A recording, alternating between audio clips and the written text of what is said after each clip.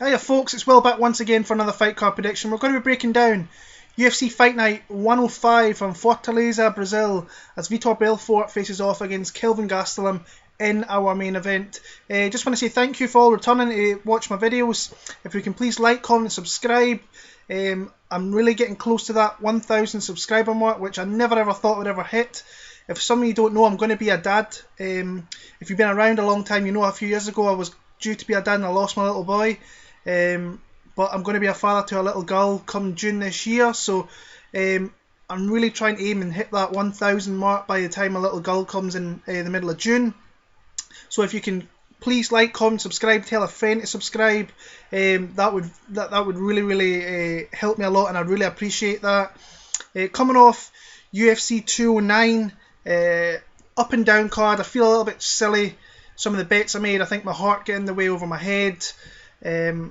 And I never trusted my head enough with regarding David Teymur. I knew I should have took the shot on that guy. I had a feeling with him in my video. I thought Villante was the better fighter, and it turns out he's not. I think David Teymur surprised a lot of people, not me as much. I thought he had it in him. I'd never seen the takedowns coming, but that was a really good performance. Got bet again by Dan Kelly. Crazy old man in the UFC, but he's winning fights and he's beating better opposition every time out, so fair play to that guy. And then the main event I'm not even going to talk about. It was just an absolute shitstorm pretty much. Not a good fight, terrible fight, pretty technical but not overall a good fight. And the card kind of threw out Darren Elkins. I mean, that was crazy. And yes, but lost a couple of bets. Was down a couple of units, couple of 100 I think I was down, just shy of that. But I'm still up pretty fairly for the year, so I'm happy with that. I moved up in UFC Fantasy, so I'm up into the top 30 in there. I'm top 50, I think I'm there, sorry. And I'm second in my own league, so that's pretty cool. It'd be quite cool if I could win that. I moved up to Typemaster as well. As always, I thank you for supporting me. But if you could please go and support the guys that are down below me: Rockstar Z, Half the Battle, UFC Bro Picks, James Lynch's interviews that are essential in Fight Week, Bookie Beatdown, the podcast that I listen to, MMA God, he's just a fine maker of videos as well. And there's plenty of other guys out there. I probably forgot some of you. MMA Kelton, he's my boy out there, so go support him if you can. Let's get his subscriber rate up. Follow them on Twitter as well. They're giving out bets that I think should have a look at closely and follow. Remember, this is your own money. If you like a bet that I like, then by all means put on, but just remember it's your money, so just keep that in mind. Overall, this fight card, I fucking love this fight card. I think this is a really fine looking fight card from top to bottom. There's fighters I'm looking forward to seeing. I think from midway through the prelims, from Godofredo Pepey upwards, there's like 8 or 9 like really fine matchups, and I'm really looking forward to it this Saturday. And I think from a betting perspective, the lines haven't dropped yet. I really like it as well. So let's get straight into it. We're starting off in the middleweight division with my most confident pick, and I don't think it's hard to tell where I'm going to go with this one. We have Gareth McClellan facing off against the debuting Paulo Henrique Costa Borrachina. If you're a kind of hardcore fan and you watch the Ultimate Fighter Brazils, you will know this guy. He's the guy with the bleach blonde hair way back, I think it was the 3rd season of Tough Brazil, maybe the 2nd season. And he went out of that competition to Marcel Alexander Jr., was winning that fight pretty convincingly, and then gassed out completely, and the experience of Alexander Jr. took over in the 2nd round, going into a sudden death 3rd round, and he won that one there.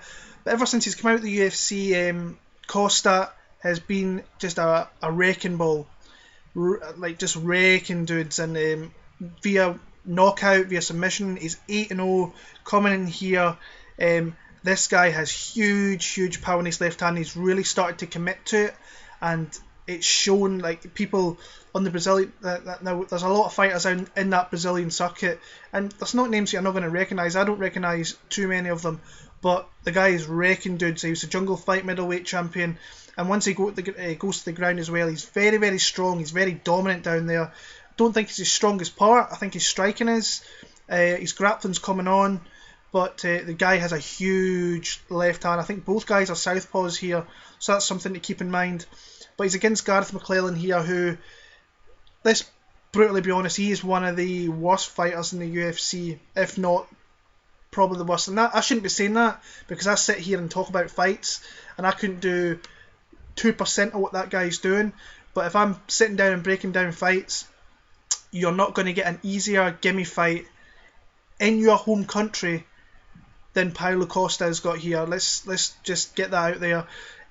Coming off a couple of losses, lost to Alessio De Chirico, Magnus Sandblad knocked him out. His only win in the UFC is against Bubba Bush, who's no longer near the UFC anymore. This is a fight for Paulo Costa to look good in his home country.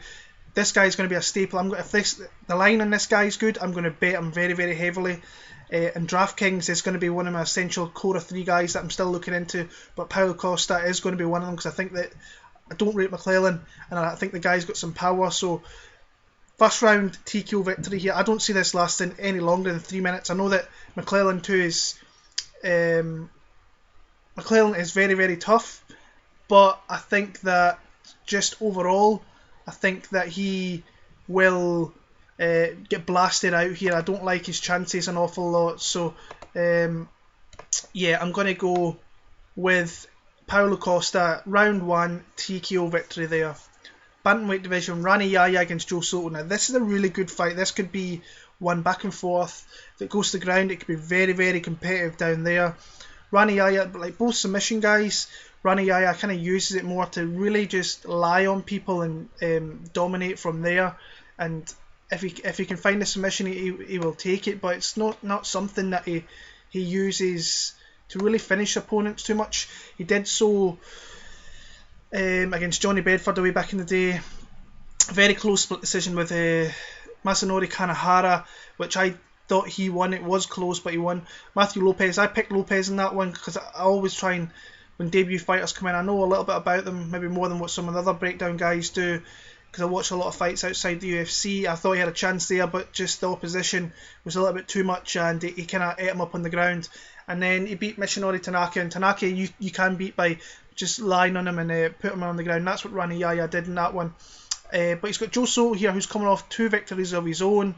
He heel hooked, who was it? Beltran, Marco Beltran, down in Mexico on very short notice as well. And before that, he got Chris Beal out of there with a beautiful rear naked choke.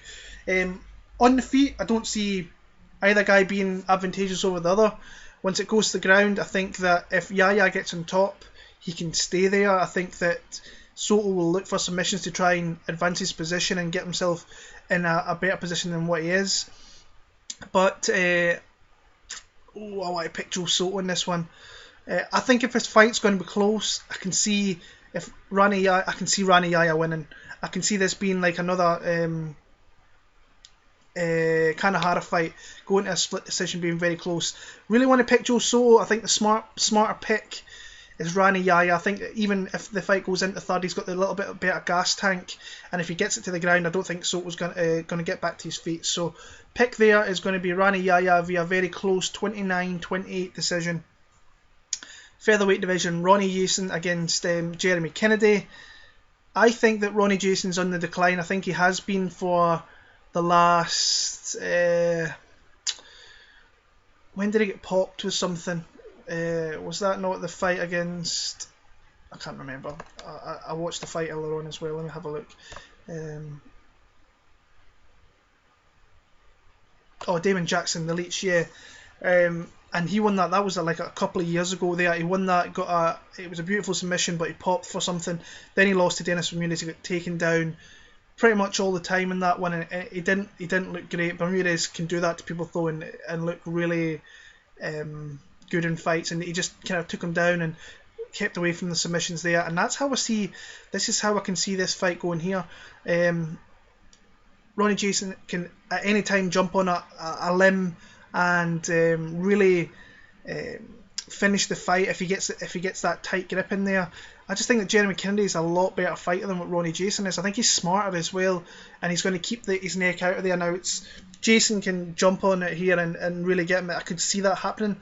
But I think Jeremy Kennedy, he really impressed me in his UFC debut. I know it was only against Alex Ricci, and he's not really a UFC caliber fighter, but he did that at a higher weight class against a bigger guy, so I think that's a feather in his cap there, moving down to his natural weight class.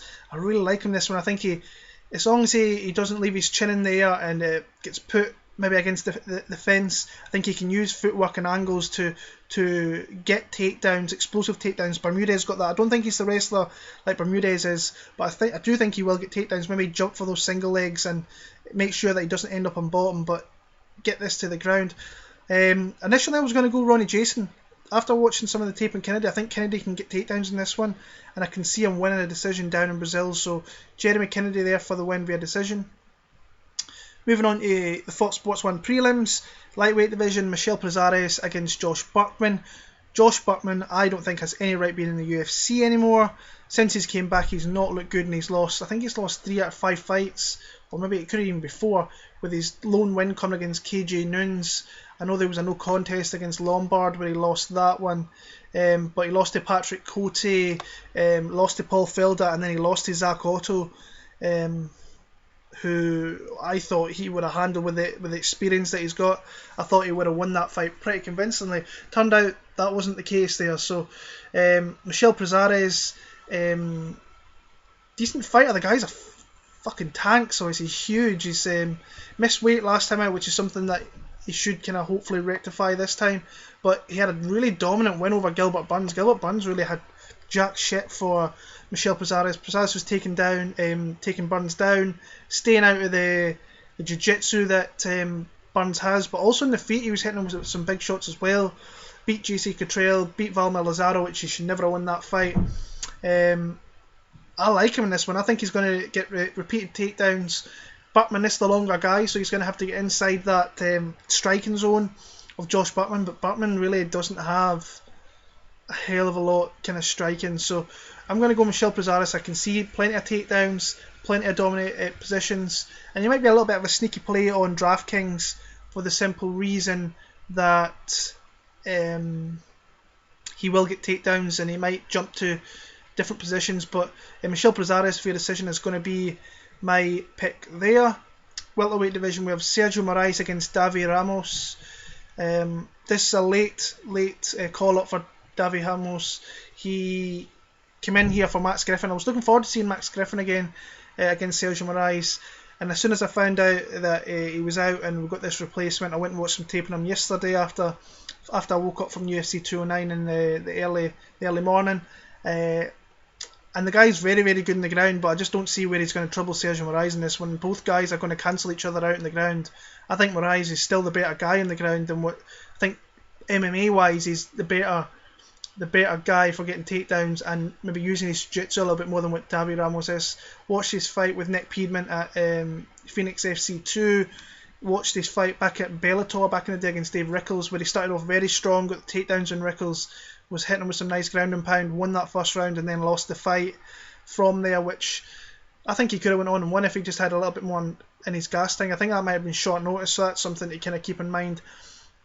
But I think, like I was saying there, I think both guys shine in the jiu-jitsu area. I think that Moraes is really awkward in the feet. He's got decent power, and when he has to put it on, he puts it on. Like that Akhmedov fight, he was losing that fight, he had to come out and win it, and he won it. So that's something you've always got to look at for fighters. Sometimes he just doesn't do enough, Sergio Moraes, and he gasses a little bit, so that's something that you have to look out for. I think this could get very, very sloppy very, very quickly. I think Sergio Moraes should win the fight.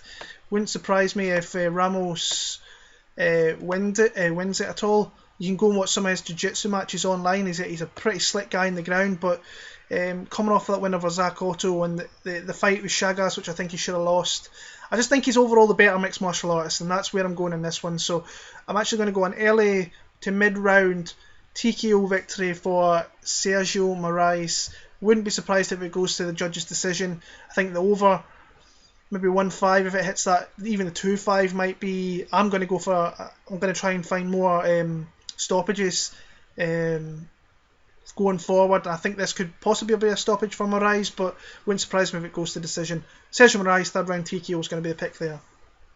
Moving into this, this 8 fights that I really, really like these fights. First up, Godofredo Pepey against Kyle Bochniak. Pepey is a really fun. Back in the day when he first came to the UFC, I wasn't too sure about him. I didn't particularly like him too much. And then he came out with his shell a little bit, and the guy is just batshit crazy. throwing wild shit everywhere, and just really exciting fights everywhere, which is like Darren Elkins was his only loss in his last 5. Lost to, I think he lost to Aranches, lost to Cecilia, and then he just started going ham. Flying knee over Noor Lahat, beat Deshaun Johnson, beat Andre Fili with beautiful submissions. Then there was that Elkins fight. Now, we've seen at the weekend that Elkins is no easy out for anybody, and you could be projected as being one of the best in that division, which Bektik, I think, is and still could be. So losing via decision is not a bad thing there. Then he came out in that fight with Mike De La Torre and just came out and started throwing flying switch kicks and just putting the pressure on from the get-go. And once he gets you to the ground, the guy is really tough. He's got a great grip with his legs for getting around your stomach, and once you get down there, if that happens, you're pretty much fucked. You're not gonna get out from this guy, and he's gonna eat you up down there, and that's what he does. Kyle Bochniak coming off that win over Enrique Barzola, and I picked Bochniak in that one, but that was a daylight robbery if you ever see one. Barzola clearly pieced him up on the feet. Overall, I think he's a pretty good pro, this Bochniak. I just don't think he's of a level of Godofredo Pepey. I think Pepey's pace, I will say this, there was talks yesterday that this fight was going to be pulled. Both guys were ill, but I saw MMA Junkie today saying that the card is finalised with the 13 fights. So hopefully this fight stays on, because I do want to see Pepey. Pepey's a guy in DraftKings that I'm probably going to be on pretty highly as well. Godofredo Pepey, I think he's just his pace and his aggression is going to come out here, and he's just going to, I think he's just going to eat Bochniak up. Bochniak's tough, but I think he's going to find a way to win this fight. So I'm going to go a second round submission there for Godofredo Pepey. As I say, really looking forward to seeing that guy. And then the main fight of the prelims, and it's a very good fight, Francisco Masaranduba Trinaldo against Kevin Lee. Now, we'll start off with Kevin Lee here. I've always been a pretty big fan of him, Kevin Lee. I thought that I met him in Vegas a couple of years ago. Really nice guy. I actually sat down with him and jumped on a friend's podcast in UFC Belfast, and we had about 20 to 30 minutes with Kevin Lee. And this guy is really cool, like a really cool guy, a really down-to-earth guy. You can ask him lots of technical questions, questions about other fighters in the division, his division specifically, and he will tell you straight whether they're good, they're bad, what he would do with them. The guy is really, really honest and really refreshing. He told us that he was going to win that fight. He was going to say some shit in Ireland, which didn't go down too well, but got a pop out of it at least. I picked Magomedov in that one. I thought Mr. 5, sorry, and I thought he would be the better grappler, and I was just mistaken. And I says that to Kevin Lee. I was like, I fucked up in this pick, and he says, yeah, you did, you fucked up big time. And then but he was cool about it. Saw him at that, and he put on a really dominant performance, and he looks like he's getting his wheels back after that kind of devastating knockout to Leonardo Silva, sorry, I should say. No, Leonardo Silva, there it is. I keep getting the two mixed up. Since that knockout, he's come out there, looked very bad against Escudero. I told him I was there watching that one. Didn't look great, and he admitted that. Jake Matthews stopped that guy. That's a feather in your cap, I think. And then coming out and submitting a grappler in Mr. 5 who is very, very dangerous. And he's getting himself another big fight here against Trinaldo, who is on a streak in this division as well. Now, I know he hasn't beat the kind of elite of the division, but he's beaten decent fighters in there like Paul Felder, Yancy Medeiros. Pearson's always a tough fight. Norman Park's always a tough guy to fight. Leandro Silva, that's always a tough fight as well. And the guy's on a 7-fight win streak in the UFC lightweight division, which is no mean feat whatsoever. This is going to be a close fight, but I see the younger, the stronger, the better conditioned, I think the better overall fighter in Kevin Lee winning the fight. Now, I don't know what it is with the Kevin Lee fights. I always go back and forward on them, and I have been going back and forward in this one. I think Trinaldo has a chance. Just don't like his gas tank, and I think that Kevin Lee can keep going hard for 3 rounds. So, I actually think Trinaldo is a really, if you fancy betting an underdog in this one, I don't think Trinaldo's a bad pick whatsoever, because it could go to decision. He could get the hometown cooking, but I just think Kevin Lee's going to put it on him. I think he's going to take him down eventually. I don't think I see that happening from the get-go. But I like Kevin Lee. I like him via decision. He might even get a finish, but I'm going to go Kevin Lee via a unanimous decision. Moving on into the main card, we have Alex Oliveira against Tim Means. This was a fight that happened at UFC 207. Lasted for about maybe 3.5 minutes, 4 minutes. And was pretty fun for that. But then Tim Means landed an illegal knee which stopped the fight to a no contest. But in that 3-4 minutes, I think we've seen who the better fighter is overall. Tim Means, I thought, looked sharper. He hit him with some big strikes. He did get put down a little bit by a spinning back kick from Alex Oliveira. And one thing that I didn't really like is that he got taken down and he got his back taken by Alex Oliveira. So that's something that Tim Means needs to be careful. I'm actually really confident in Tim Means in this one, but I think that I'm a little bit overconfident in Tim Means because I think that Oliveira has a chance, and I think a lot of people. This is why I'm not sure whether I'll bet this fight. I was initially going to do so, and I know there's a lot of people that are very confident in Tim Means, and he was the better fighter. You could see that he was taking over, and he was starting to get his way in that fight. Tim Means is like he's one of the best fighters on the roster. Sharp striking with every body part that he has. He's just a really tough guy to face. And but there is some things there that I didn't like seeing, like with that spinning back kick got put down. That could happen to anybody. He got his back taken, he got taken down, he did get back up very quickly, but I thought he started to take over on that one. Now he got this rematch again.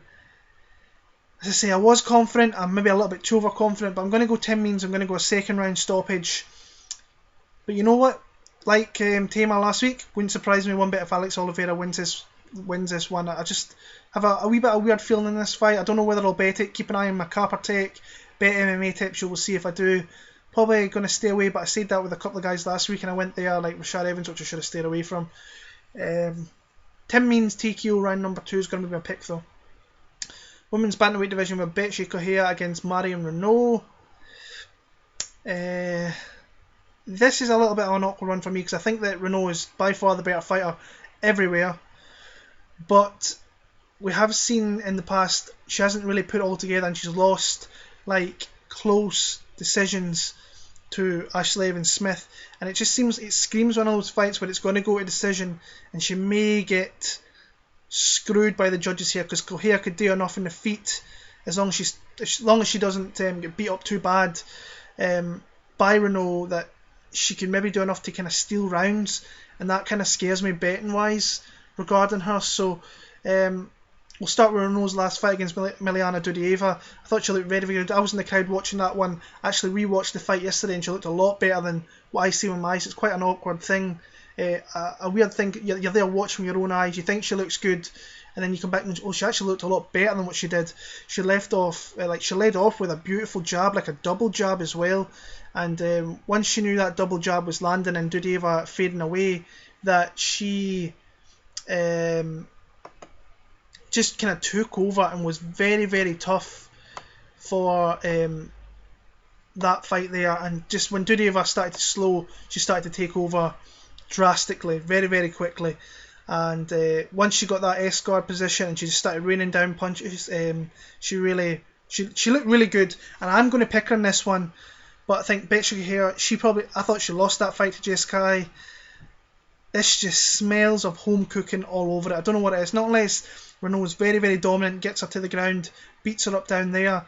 That's the only way I see like Renault getting a clear decision. This stinks to me of a split decision. But I'm not going to pick Bethe here because I think that Marion Renault overall is the better fighter. And I think if she fights to potential, Marion Renault will put a beating on Bethe here. Could get her out of there possibly if she can get an advantageous position on the ground, rain some ground and pound. But Correira, to her credit, is very, very tough. Pick's going to be Marion Renault. I am going to go decision. Don't feel confident in that pick. That's going to be my least confident picks because something about this fight I don't like. But my pick will be Marion Renault decision. Flyweight division, great fight. Jussier Formiga against Borg. And this is a fight I've been going back and forward a little bit as well because I'm a big fan of Jussier Formiga. I just like him as a fighter. I think he's very, very good. But Ray Borg showed last time out against Lewis Smolka that he is really progressing as a fighter, and he's coming through more. Big thing is here, will he make the weight? Missed it pretty badly against Lewis Smolka, and he's at a new fight camp as well. He's at Jackson's, and you can definitely see some improvements with his striking, where he plants his feet a little bit. You've seen that's definitely a Mike Winklejohn thing. Even I've seen that with Tyson Pedro. I think Tyson Pedro's seen a little bit of that. He was in Pedro's corner against Paul Craig, which kind of hurt me at the weekend. It really did hurt quite a bit, but it's what it is. Borg completely dominated Louis Smolka, and I didn't see that coming. I thought Smolka was going to come back after that loss to Brandon Moreno and look very, very kind of dominant and win himself a pretty clear decision. Turned out not to be the case. Ray Borg really put it on him and got himself a great win there. Jussier Formiga was supposed to face Sergio Pettis back in January, I remember, in the Phoenix card, and I was a little bit back and forth on that one. I think I would have probably ended up picking Pettis with my Pettis bias there that I usually have, but don't know. Coming off a really nice win over Dustin Ortiz, and his only loss in his last 5 is to Henry Cejudo, who is a top 5 guy in that division, and that was a very, very close split decision as well. Wins over Wilson Hayes, he's fighting for the belt next. Zach Makovsky, he's went to ACB in Russia, and Scott Jorgensen, who is now retired. The guy only really loses to the elite of the division. I mean, Cejudo, Benavidez, and Dodson, I think he's lost to. So the guy is right up there. I think he's a top 5 guy, right on that number 5 or 6, if not a little bit higher. Really close fight. It's all about who can be I think better on the feet. It's definitely Ray Borg. I think he's speedier and can get his shots off a little bit easier. But see, he is travelling down to Brazil. How's his weight going to look? Once they go at the ground, it's really, really close. I think that Formiga is the better guy, but I think that the better wrestler is Ray Borg, and I think he can get takedowns and maybe take like the back, or take the back and then Formiga gets into a position where he's on his back and looks to get back to his feet that way, and I see him getting back to his feet as well. But I can see Ray Borg just getting takedowns and winning the fight through that. But remember, with these new rules, I don't know whether Brazil's going to be with these rules, because they've got these new rules and they're all over the place, so you don't know whether they're in play or they're not in play. So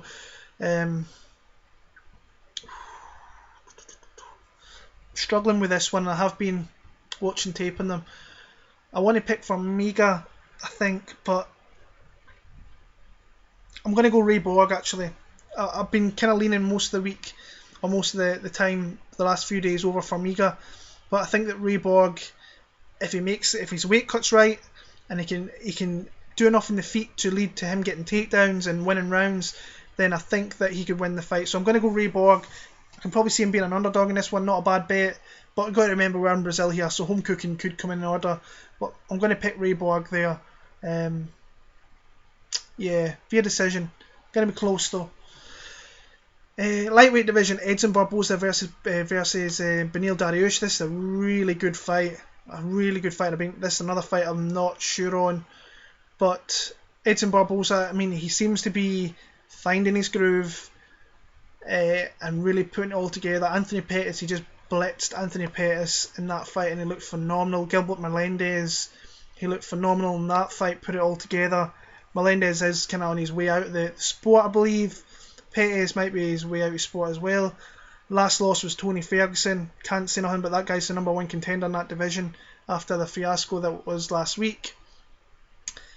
Beneil Dariush coming off a very impressive performance against Rashid Magomedov down in Mexico. I'll steal a good line from my buddy Half the Battle, Dan Levy. It's like, you don't simply just beat like a guy like him. He just put it on him really bad. Don't quite simply and he really put it on Rashid Magomedov, and that really surprised me. Coming off that win over James Vick as well.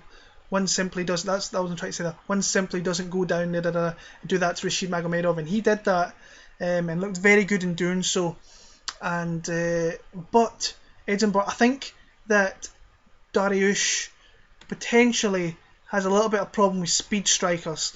Michael Johnson, he had problems in that one. Now I thought, personally, when I watched that and I watched it back, I still had it for Beneil Dariush, but I think that Edson Barboza with his kicks can really I don't know, this I really want to pick. I'll tell you who I'm picking. I am going to pick Edson Barboza, but I really want to pick Beneil Dariush, because I think overall, I think he's a better fighter. He can grapple in this one, maybe put Barboza against the cage and kind of work for takedowns there and potentially get some. But I think he just has a little bit of problem with speed strikers, and I think that Barboza is finding his groove and he's starting to put it all together. But this is a very tough matchup. Dariush, I think, is a plus 165 over here in Europe and the UK, so that's a really good number. And you know, I might pick Barboza in this one, but I actually might bet Dariush, which is, if the number rises a little bit, then I feel like I need to take the shot a little bit, but we'll see. I think the Barboza are just going to do enough. I think he's just a faster guy. He's going to get off really quickly, and I'm really a little bit all over the place with this matchup because love both guys. Fact it's in Brazil. Honestly, this is another one of my least confident picks. I'm going to pick Edson Barboza. I'm going to pick him I'm going to go decision. I think I am going to go decision. I don't see him stopping Beneil Dariush, not unless he catches him with a really fast combination, or maybe a high kick or a spinning back kick or something like that. I don't see. Dariush is tough. I'm going to go Edson Barboza. I'm going to go a very close 29-28 decision there, but I like Dariush. I think a lot of people are going to like Dariush as well, so we'll see, but I feel like I should go more with Edson Barboza. Light heavyweight division. Mauricio Shogun Gian Villante. I like what I'm seeing out of Mauricio Shogun, and he's in his mid-30s now. The guy's been around. There's legends, there's a few legends in this one, but Shogun is like a legitimate legend, and a guy that I've loved watch fighting for 10, 12 plus years now, probably even longer than that maybe. Guy's a killer, and I really hope he can get this win here, and I really see him beating Gian Villante and knocking him out. I think that he looked very good in his fight against Corey Anderson. Anderson is really not an easy guy to face, and he's a guy coming through in that division, but I think that Shogun is going to murk Gian Villante here and really put it on him. I think Villante is, for the first round, very tough. He's in your face. He will look to strike. He nearly lost that fight to Saparbek Safarov, and I don't think Safarov is that good a fighter either. So, and he's coming over wins over Little Nog, and Corey Anderson is Shogun. I just think that Shogun is showing that he's still got something there. Now, maybe his power's waning a little bit. He has won his last two fights via decision. I think overall the gas tank is better for Shogun as well. I just think overall that Shogun is a far better fighter, and I think he can really hurt Villante. Villante's open. Villante's got such terrible defense that Shogun can really catch him there. So I don't know what the lines are going to be in this fight. I can probably see maybe Shogun being a slight favourite. It'd be nice if he was the underdog to throw some money on, but I don't see it, especially in Brazil. I'm going to go Mauricio Shogun, who I think he could catch Gian Villante very early, or as the fight goes on, catch him. So I'm going to go an early round number 2 TKO there for the legend, who is Mauricio Shogun Hua. Moving on to our main event, another legend of the sport, Vitor Belfort faces off against one of the young guns of the middleweight division, Kelvin Gastelum, and this is just a fight that I don't like. These fights for the legends facing the young guys.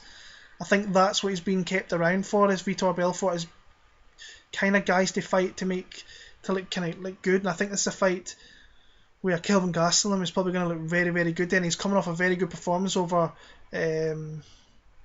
what's his name? Tim Kennedy, where he absolutely outboxed him and just put a beating on him. And this is how I see this fight going here.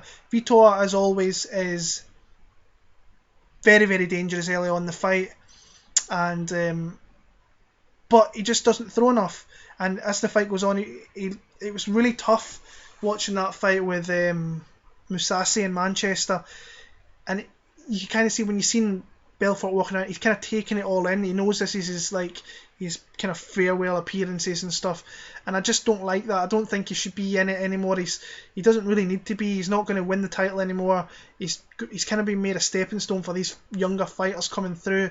I see Kelvin Gastelum just outboxing him, sticking around, probably into the mid-range of the fight.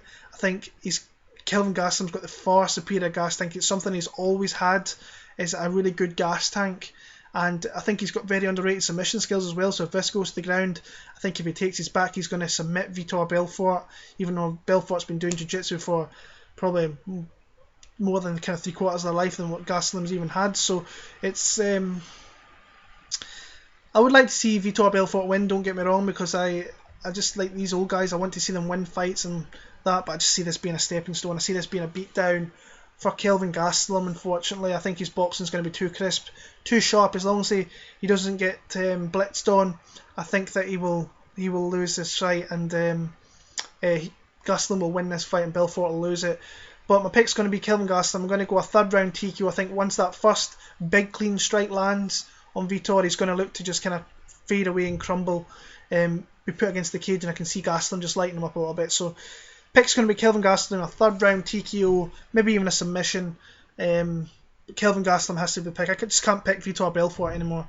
So that's my picks for UFC Fight Night 105 from Fortaleza. I'm going to be back probably this time next week, if not maybe Sunday, for UFC London, which is a pretty good fight throughout that as well. And then we've got a break for a few weeks until UFC 210 DC versus Rumble. So I thank you all for watching this, supporting. Please likes there, like if you can, and come follow me on Twitter, WillMartin7MMA, DraftKings, and Bilber85. You can find my bets and Carpatech and Bet MMA tips, and just support all the guys down below me as well if you can. So thank you very much for watching. I really do appreciate it as always. Take care, and I will see you all next week for UFC London.